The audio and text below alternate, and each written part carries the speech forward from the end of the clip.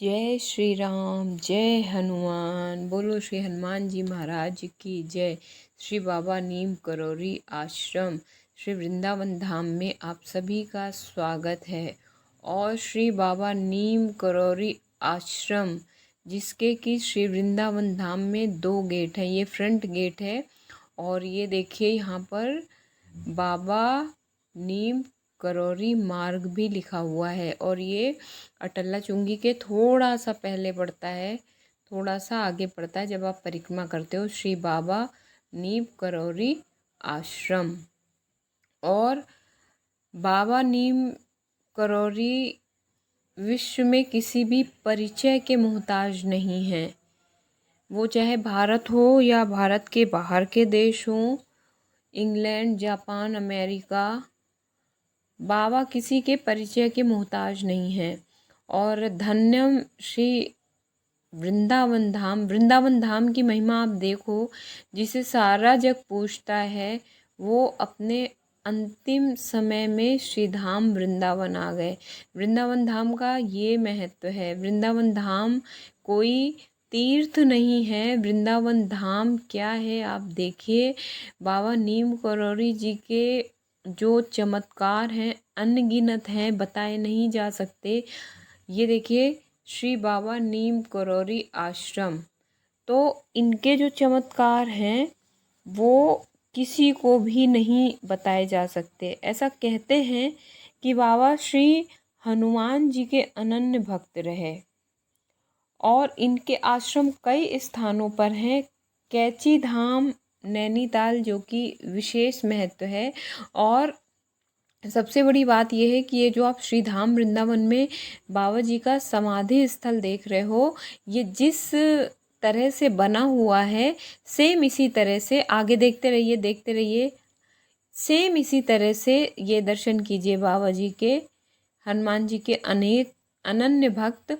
और इनके जो चमत्कार हैं वो मैं आपको बताऊंगी तो आपके होश उड़ जाएंगे। आप सभी जानते होंगे, लिटरली मैं भी जानती तो हूँ, लेकिन आप लोगों के साथ शेयर करना चाहती हूँ।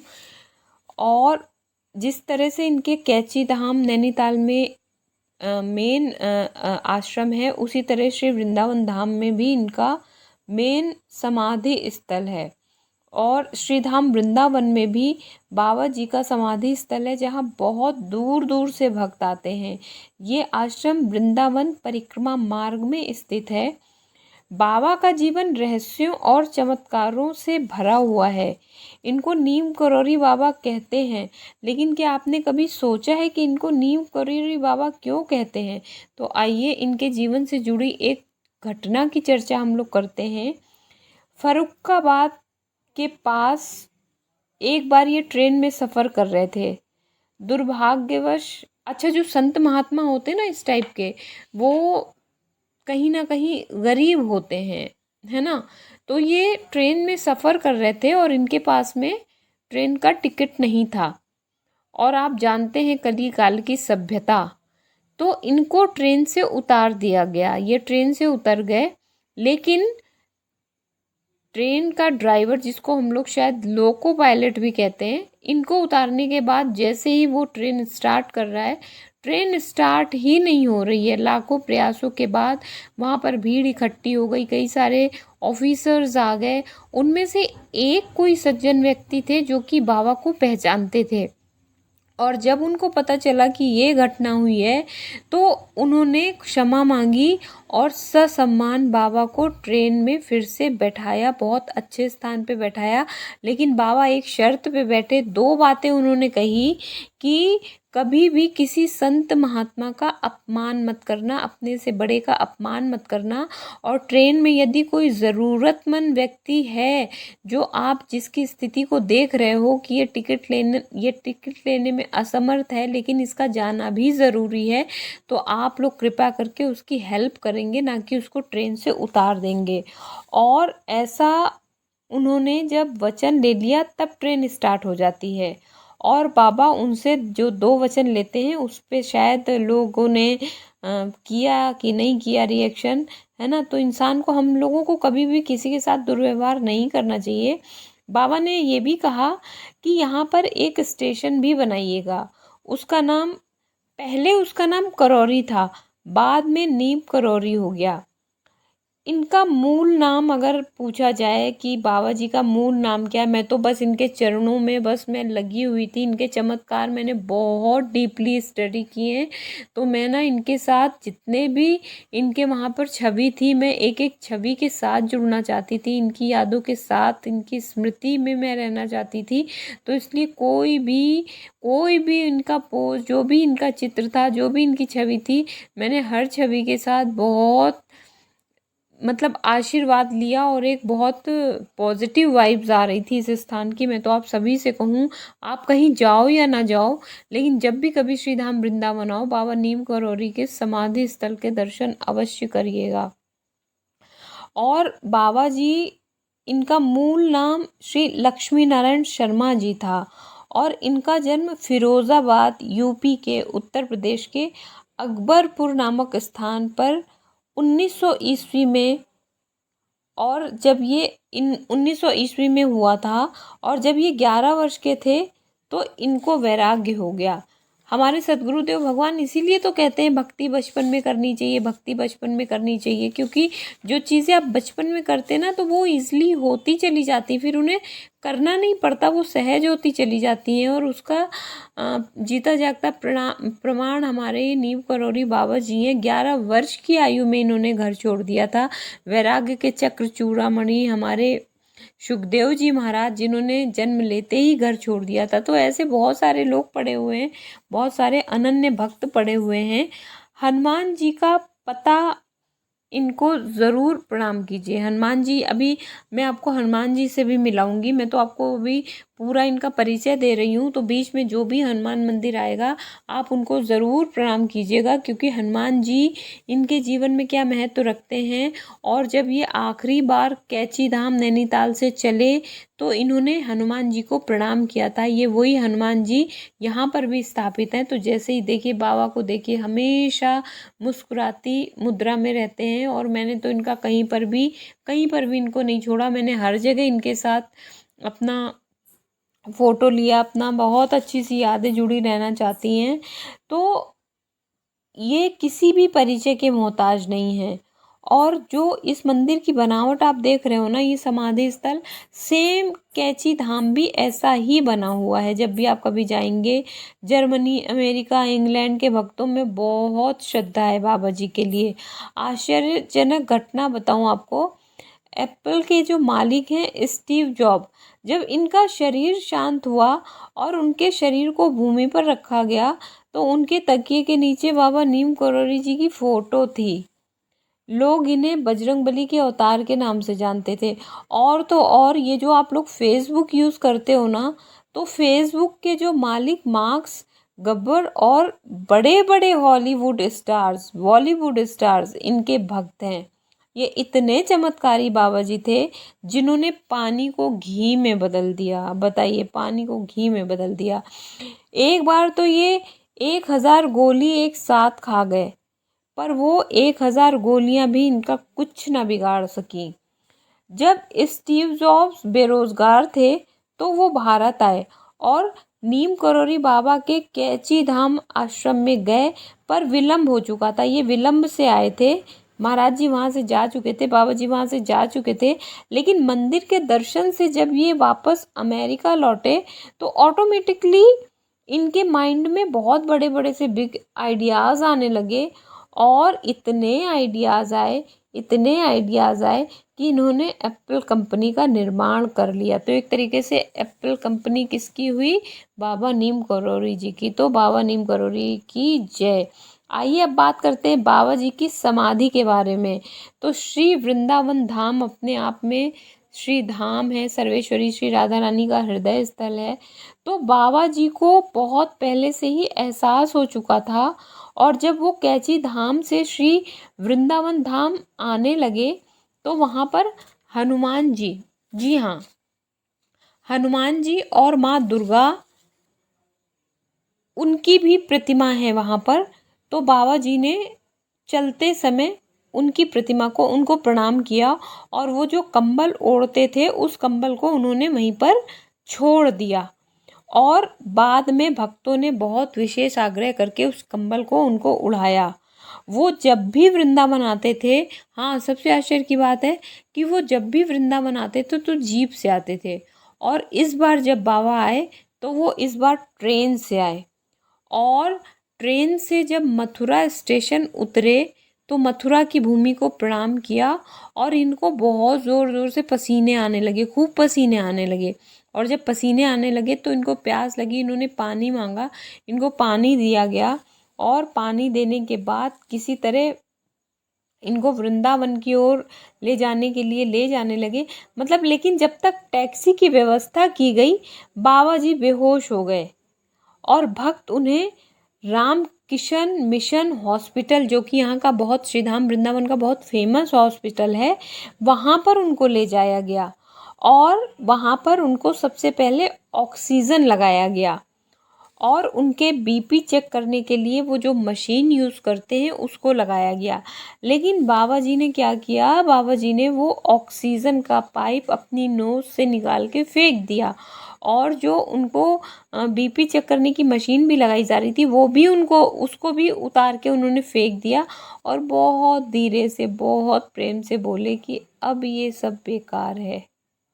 इसके बाद उन्होंने भगवान जी का नाम 3 बार दोहराया। आइए हम लोग भी भगवान का नाम 3 बार दोहराते हैं। और उन्होंने कौन सा नाम दोहराया था? उन्होंने कहा था जगदीश, जगदीश, जगदीश। और मध्य रात्रि 1:15 पर, ये वो ही बजरंगबली जी हैं। मत बताते हुए मेरी आंखें भर आई हैं। मध्य रात्रि 1:15 पर अनंत चतुर्दशी का दिन था, और वो खुद को विलीन कर चुके थे। बाबा के दिव्य शरीर को वृंदावन आश्रम लाया गया, और कुछ ही क्षणों में सूचना आग की तरह फैल गई। जो जहाँ भक्त थे वहाँ से पूरे विश्व से भक्तों ने पहुँचने की चेष्टा की, और अमेरिका से लगभग 30 लोग यहाँ पर पहुँचे, और पूरे संत समाज के साथ बाबा जी की अंतिम शोभा यात्रा श्री वृंदावन धाम में निकाली गई।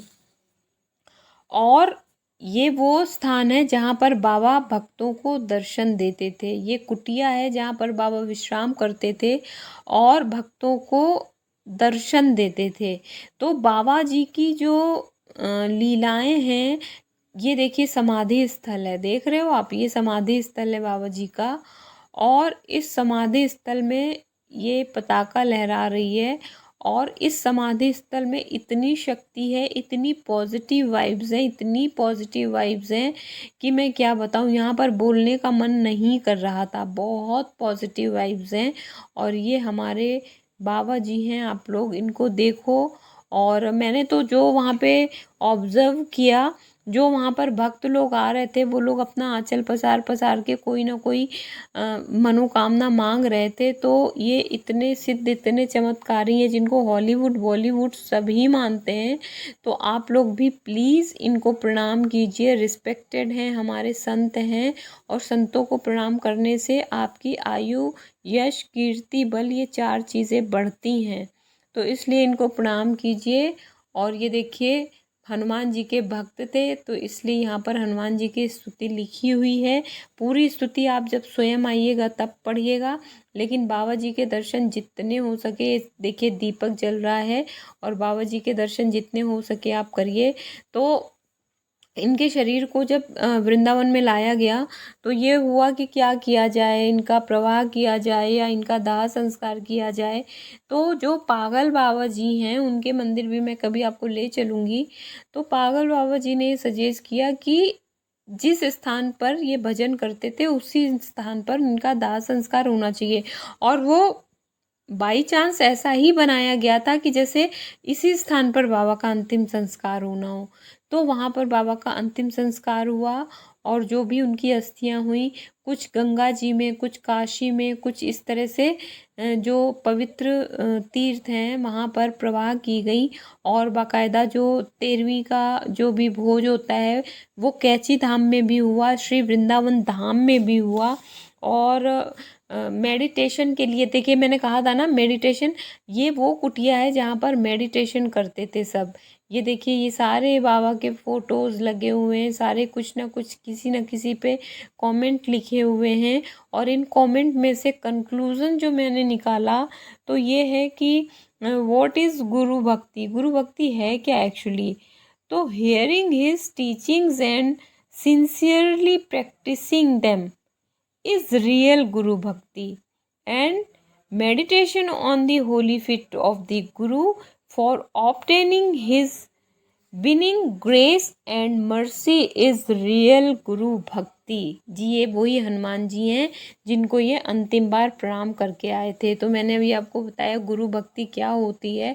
मैं तो इस आश्रम में आके बाबा जी से यही सीख के गई कि व्हाट इज़ गुरु भक्ति। जो चीज़ भी आप सुन रहे हो, जो चीज़ भी वो बता रहे हैं, उसको आप अपने जीवन में उतारिए। और जैसे बाबा जी ने बताया था कि किसी ज़रूरतमंद की हेल्प करो, किसी को भी ढूंढो, आप ऐसे लोगों को ढूंढो, क्योंकि हमारे पास में समय बहुत कम होता है। हमें हमारा भरोसा नहीं होता है, हमें कब जाना हो जाए। मैं आज आपके साथ वीडियो शेयर कर रही हूँ, पता नहीं मैं शाम को वीडियो अपलोड कर पाऊँ नहीं कर पाऊँ, मैं कल वीडियो अपलोड कर पाऊँ नहीं कर पाऊँ, मैं आपसे कभी मिल पाऊँ नहीं मिल पाऊँ। तो इसलिए समय का कोई भरोसा नहीं होता है। इसलिए मैं बार बार बार बार बार बार आप लोगों से कहती हूँ, हेल्पिंग हैंड्स को हमेशा खुला रखिए, ओपन रखिए। जितना ज़्यादा हो सके दूसरों की मदद कीजिए, क्योंकि आपके पास कितना भी पैसा हो, आपके पास कितनी भी दौलत हो, आपके साथ कुछ भी साथ नहीं जाएगा। और ये बिल्कुल 100% गलत बात है कि हम खाली हाथ आए हैं, हम खाली हाथ जाएंगे। बिल्कुल मैं इस बात को नहीं मानती हूँ। मेरे दादाजी भी कथा करते थे, तो मेरा तो बचपन और अभी भी मैं कथा से ही जुड़ी हुई हूँ। तो मैं जितना संतों के श्रीमुख से सुनती हूँ, तो हम ना खाली हाथ आए हैं, ना हम खाली हाथ जाएंगे। हमारे साथ हमारा प्रारब्ध आया है, हमने पूर्व जन्म में जो भी कुछ किया है, और हमारे साथ इस जन्म के कर्म जाने वाले हैं, तो इसलिए इस जन्म में जानबूझ के हम ऐसा कुछ ना करें। जो हो गया सो हो गया। पताका को प्रणाम कीजिए, बाबा के मंदिर की पताका है, इसको प्रणाम कीजिए। जाने अनजाने जो भूल हो गई सो हो गई, बट अब हम जानकर किसी का बुरा नहीं करेंगे, या किसी का बुरा हो रहा है बाई चांस उसके प्रारब्ध के अनुसार, तो हम उस पर हंसेंगे नहीं। अब मुझे देखो, मैं वीडियो बहुत छोटी सी बात आपसे मैं शेयर कर रही हूँ अब ये, क्योंकि इस समय बहुत इमोशनल मैटर चल रहा है, तो मैं शेयर कर रही हूँ आपसे। लोगों को बहुत इंटरेस्ट आता है कि कमेंट क्या आ रहे हैं, लोगों को बहुत इंटरेस्ट आता है कि व्यूवर्स बढ़ रहे हैं, सब्सक्राइबर बढ़ रहे हैं कि नहीं बढ़ रहे हैं। अरे भाई, जिसके ऊपर सदगुरुदेव भगवान का हाथ हो, जिसके ऊपर कान्हा जी का हाथ हो, जिसके ऊपर ईस्ट का हाथ हो, जिसके ऊपर उसके खुद के अपने माता पिता का हाथ हो, उसकी तरक्की को कोई नहीं रोक सकता, पूरे ब्रह्मांड में कोई नहीं रोक सकता। आपको इतना विश्वास होना चाहिए। तो जितने भी यूट्यूबर्स हैं, या जो कोई भी जिस भी आर्ट में आप लोग मास्टर हो, आप उस चीज़ को आगे बढ़ाओ। और जो इस तरह के लोग हैं ना, जो नेगेटिव लोग हैं, प्लीज़ आप लोग भी थोड़ा सा नेगेटिविटी को कम कीजिए। अब देखिए, अब क्या होता है, किसी की वीडियो में सीसी लिख के आ जाता है, तो हम क्या करते हैं, सीसी का मतलब सीधे कॉपीराइट क्लेम कह देते हैं, और बड़े खुश होने लग जाते हैं कि अरे इसका चैनल तो देखो कॉपीराइट लिख गया। बट नहीं, वो आपके अच्छे के लिए होता है। जो भी ये नए यूट्यूबर सुन रहे हैं, प्लीज़ आप लोगों के साथ मैं भी नहीं हूँ, लेकिन आप लोग कहीं से भी हताश मत हो जाइएगा। अगर सीसी लिख के आपके वीडियोस पर आ रहा है, तो उस पर प्रॉपर रिसर्च कीजिए। सीसी के बहुत सारे मतलब होते हैं, कॉपीराइट मतलब नहीं होता है। तो आप लोग उस पर रिसर्च, मतलब जो भी यूट्यूब में है, आप लोग उसके बारे में पूरी तरह से जानकारी लीजिए। देखिए, बाबा का मेरे ऊपर आशीर्वाद है, मैं उनके चरणों में खड़ी हूँ, मैं चरणों में उनके प्रणाम कर रही हूँ। तो मैं आप लोगों से यही रिक्वेस्ट करूँगी कि हताश होने की कोई ज़रूरत नहीं है। और जो लोग आपके अपने हैं, वो अगर सीसी देख के, आपके वीडियोस पे सीसी देख के दुखी हो रहे हैं, तो उन्हें दुखी होने की ज़रूरत नहीं है। और जो आपके अगेंस्ट हैं, उनको खुश होने की ज़रूरत नहीं है, क्योंकि सीसी यूट्यूब की तरफ से आपके भले के लिए होता है। Thank you so much YouTube, thank you so much. आप हमेशा खुश रहें। जय जय श्री राधे।